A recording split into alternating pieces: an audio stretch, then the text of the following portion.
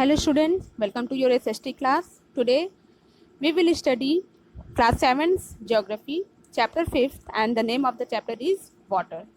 जब आप वाटर के बारे में सोचते हैं तो आपके माइंड में वाटर की कैसी इमेजेस आती होंगी? आपके माइंड में इमेजेस आती होंगी रिवर्स की, वाटरफॉल्स की, रिमझिम बारिश की बूंदों की एंड आपके घरों में जो टैप्स में वाटर आता है उसकी, राइट?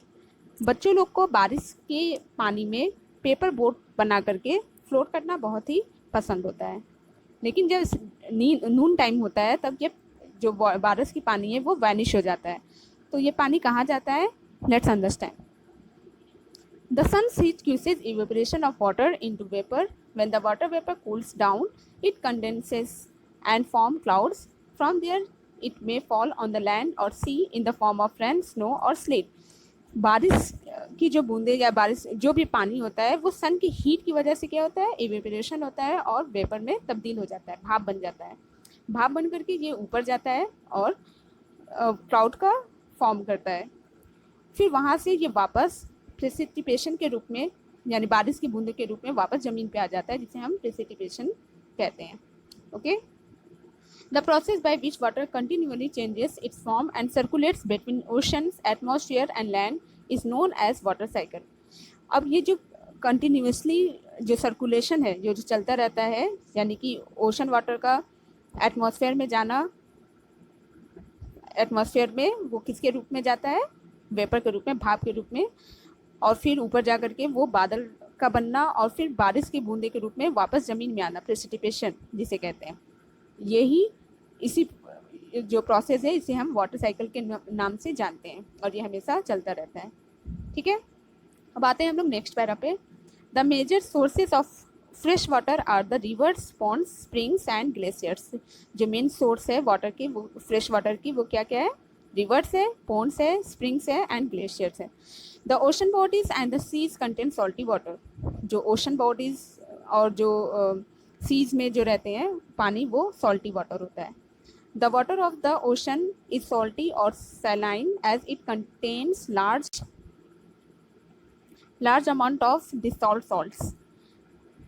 ठीक है, ये जो ओशन वाटर और ओशन में जो वाटर होता है वो सॉल्टी या फिर सैलाइन होता है। ठीक है, सैलाइन की वजह से वो जो वाटर होता है वो सॉल्टी होता है। और इसके बाद यहाँ पे लिखा है most of the salt is sodium chloride और the common table salt that you eat. ये जो सैलाइन जो वाटर होता है वो मोस्टली क्या होता है? सोडियम क्लोराइड होता है, जो कि हम लोग खाने में भी यूज़ करते हैं। अब देखिए यहाँ पे फिगर दिया गया है वर्ल्ड का major seas, lakes and rivers. जो मेजर सीज कौन कौन से हैं, लैक्स कौन से हैं और रिवर्स क्या हैं, वो बताया गया है। ठीक है, ये सारे fresh water and saline water दोनों के हैं। ये जो ब्लू पार्ट है वो क्या है? सोर्स है, वो सीज के वाटर है एंड अदर्स जो है वो रिवर्स के बारे में बताया गया है। इसे आप खुद से देख लीजिएगा। ओके, अब हम आते हैं नेक्स्ट पेज पे। देखिए इधर साइड में लिखा है सैलिनिटी क्या होती है। Salinity is the amount of salt in grams present in 1000 grams of water. Salinity means लवणता। 1000 ग्राम वाटर में कितनी नमक पाई जाती है उसे हम सैलिनिटी के नाम से जानते हैं। The average salinity of the ocean is 35 parts पर 1000। अगर हम एवरेज लें ओशन वाटर का कि कितना पाया जाता है उसमें सैलिनिटी, तो 1000 ग्राम वाटर है तो उसमें 35 जो उसका पार्ट्स होगा वो नमक होगा। ठीक है, अब देखिए distribution of water bodies. We all know that 3/4 of the earth surface is covered by water. हम सभी जानते हैं कि हमारा जो अर्थ है उसका 3/4 पार्ट वाटर से कवर्ड है। अब सवाल ये उठता है कि जब पृथ्वी पे इतना ज़्यादा पानी है उसके बावजूद बहुत सारे कंट्रीज़ में वाटर क्राइसिस क्यों है? क्या ये जितने भी वाटर है अर्थ पे जो अवेलेबल है वो सारे यूजेबल है? हम लोग उसका यूज़ कर सकते हैं? नहीं कर सकते हैं। क्यों? क्योंकि जो ओशन का जो वाटर होता है वो क्या है? सैलाइन वाटर है, जो कि यूजेबल नहीं है। अब देखिए इसमें परसेंटेज के रूप में बताया गया है कि कितना वाटर कहाँ कहाँ पे पाया जाता है। देखिए ओशन वाटर 97.3% जो पार्ट है वो सिर्फ ओशन में ही पाया जाता है। ठीक है, 97.3 2% भाग जो है वो सिर्फ ओशन में पाया जाता है।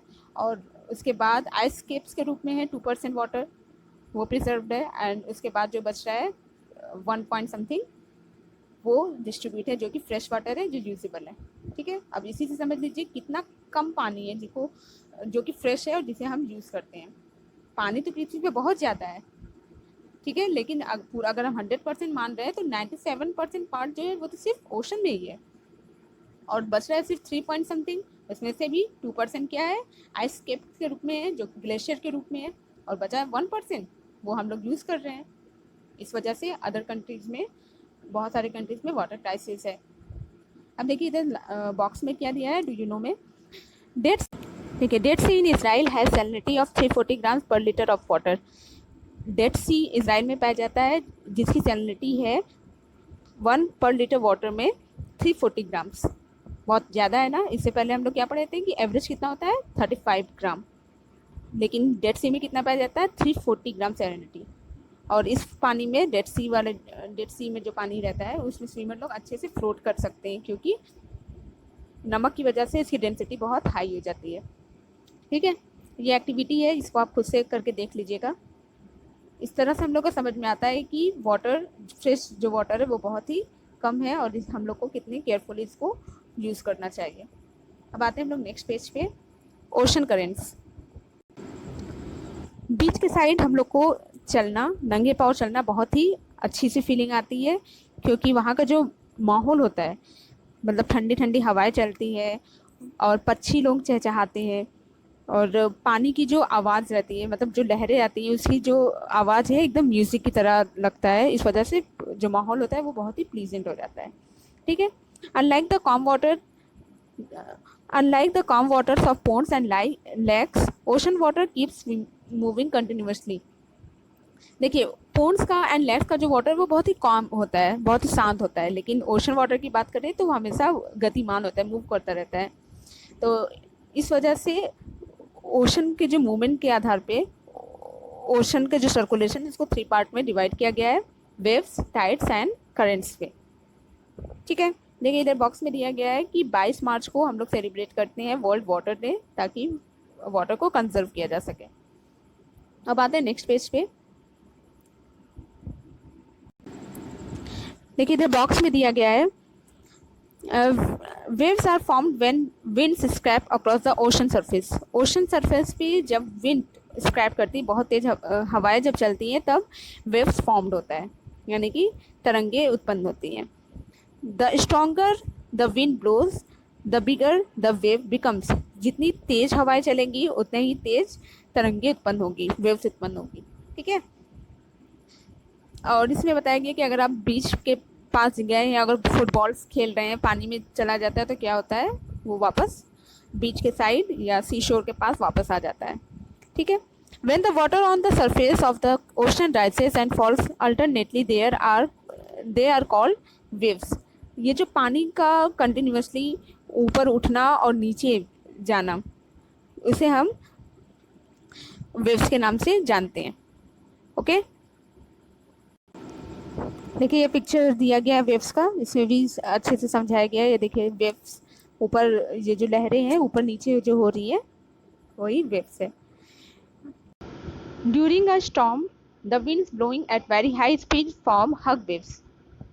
तूफान के समय जब हवाएं बहुत तेज चलती हैं तब हग वेव्स आते हैं, जिसकी वजह से बहुत ज़्यादा नुकसान हो सकता है। अर्थक्वेक के टाइम, वॉल्केनिक एरिप्शन के time and under water landslides के टाइम बहुत हग वेव्स आते हैं, जिसे सुनामी के नाम से जानते हैं, जो कि 15 मीटर हग विशाल हो सकता है। The largest tsunami ever measured was 150 metre high. These waves travel at a speed of more than 700 kilometre per hour. अब तक जो सुनामी आया है उसको मेज़र किया गया है, वो 150 मीटर हाई था और जिसकी स्पीड 700 किलोमीटर पर आवर था। The tsunami of 2004 caused widespread damage in the coastal areas of India. The Indra Point in the Andaman and Nicobar Island got submerged after the tsunami. 2004 में जो tsunami आया था, जिसकी वजह से India का जो कोस्टल एरियाज यानी तटीय क्षेत्र था वो पूरी तरह से डैमेज हो गया था।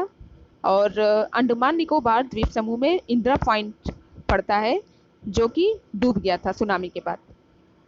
अब नीचे बॉक्स में दिया है सुनामी द अर्थ पेंडेमिनियम।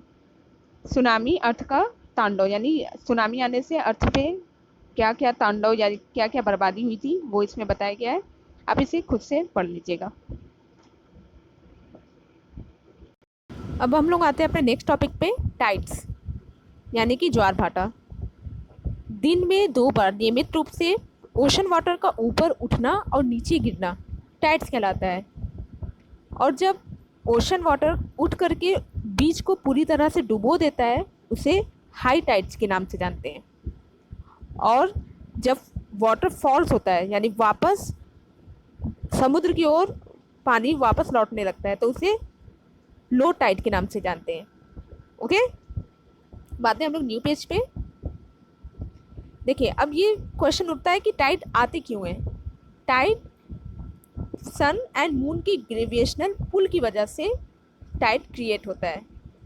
ओके, जब मून की ग्रेविटेशनल पुल की वजह से अर्थ सरफेस का जो वाटर है वो आकर्षित होता है तो उसे हाई टाइड के नाम से जानते हैं।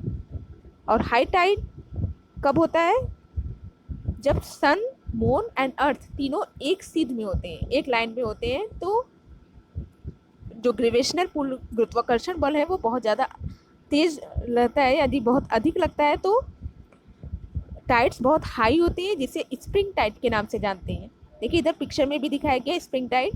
देखिए सन मून एंड अर्थ तीनों एक सीध में है जिसकी वजह से स्प्रिंग टाइड होते हैं यानी बहुत हाई होते हैं। इसके अलावा एक नीप टाइड होता है, यानी इस समय भी टाइड आते हैं लेकिन ये उतना ज़्यादा हाई नहीं होता है। सन मून एंड अर्थ, देखिए ये कौन सा फॉर्म डायगोनली फॉर्म क्रिएट हो रहा है जिसकी वजह से ये लो टाइड होता है जिसे नीप टाइड कहते हैं। ओके, अब आते हैं नेक्स्ट पैरा पे। देखिए जब हाई टाइड आती है तो इसकी वजह से नेविगेशन में बहुत हेल्प होता है। क्योंकि जो वाटर लेवल जो रहता है वो शोर की ओर फ्लोट करने लगता है जिसकी वजह से जो शिप वगैरह है वो जल्दी अपने टारगेट पर पहुंच जाते हैं। ठीक है, इसके अलावा फिशिंग में भी बहुत हेल्पफुल होता है क्योंकि जो मछली वगैरह रहती है वो शोर के टाइप आ जाती है, शोर के साइड आ जाती है जिसकी वजह से मछुआरे लोग इजीली इसको कैप्चर कर सकते हैं। इसके अलावा टाइड के राइज एंड फॉल से वो इलेक्ट्रिसिटी भी जनरेट की जाती है। ओके, अब आते हैं अपने न्यू टॉपिक पे, ocean currents. Ocean currents means महासागरीय सतह पर नियमित रूप से बहने वाली धारा को ओशन करेंट्स के नाम से जानते हैं। ठीक है, महासागरीय सतह पर जो जल की जो बहती वाली धारा होती है उसे हम ओशन करेंट्स के नाम से जानते हैं। ये 2 तरह के हो सकते हैं, वार्म एंड कोल्ड। ठीक है, जो वार्म ओशन करेंट्स है वो जनरली इक्वेटर के साइड ऑरिजिनेट होती है और पोल्स की साइड मूव करती है। ठीक है, इक्वेटर क्योंकि वहाँ पे सूरज की रोशनी सीधी पड़ती है, इस वजह से वहाँ का जो जल का जो धारा होता है वो बहुत गर्म हो जाती है और वो पोल्स की ओर मूव करती है। ठीक है, और कोल्ड करेंट्स जो होता है वो कहाँ पे ऑरिजिनेट होता है, पोलर की साइड या फिर हायर लैटिट्यूड के साइड। वहाँ से ये ऑरिजिनेट होकर के ट्रॉपिकल या फिर लोअर लैटिट्यूड की ओर मूव करती है।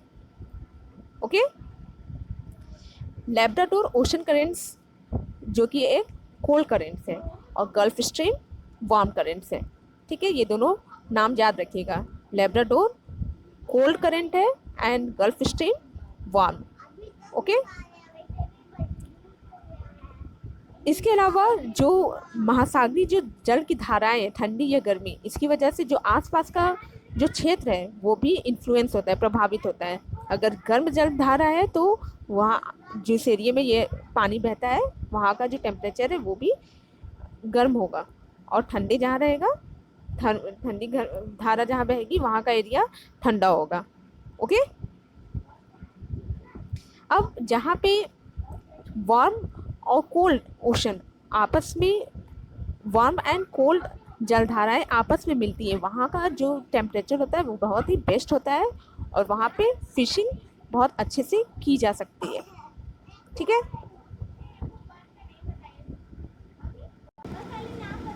ऐसा ही क्षेत्र कहाँ पे है? जापान के side and the eastern coast of North America are such examples. Japan का जो जगह है और eastern coast area of North America के जो एरिया है वहाँ पे गर्म जलधारा और ठंडी जलधारा आपस में मिलती है, इस वजह से वहाँ पे फिशिंग बहुत ही अच्छे से की जा सकती है। ओके। अब आगे दिया है the areas where a warm and cold currents meet also experience foggy weather making it difficult for navigation. जहाँ पे ये जल गर्म और ठंडी जो जलधाराएं करंट्स आपस में मिलते हैं वहाँ का जो वेदर होता है वो फॉगी होता है, यानी कोहरा टाइप का होता है, और इसकी वजह से नेविगेशन में यानी कि शिप वगैरह जो चलाते हैं उसमें प्रॉब्लम फेस करना पड़ता है। ओके।